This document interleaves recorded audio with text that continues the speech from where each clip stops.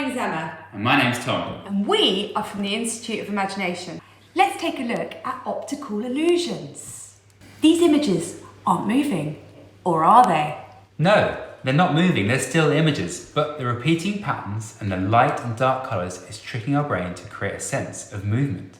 You can actually make your own illusions. There's lots of different ways of doing this. This one is just clever photography. Initially, when you look at this image, you see repeating spindles alternating 180 degrees. But when you rest your eyes and allow the darker part of the image to come to the fore, you can see something else. Let's have a look at making our own illusions in our homes. Black and white contrasts really well together. Like this image. What's the first thing you see? I saw a silhouetted profile of Emma's face. But quite quickly, I also saw a vase. You can make this kind of image quite quickly by drawing a silhouette of a family member, friend or colleague. Then duplicating the image as a mirror opposite, adapting it to the shape you want to create, then filling in the silhouette. Creating the illusion. Wow,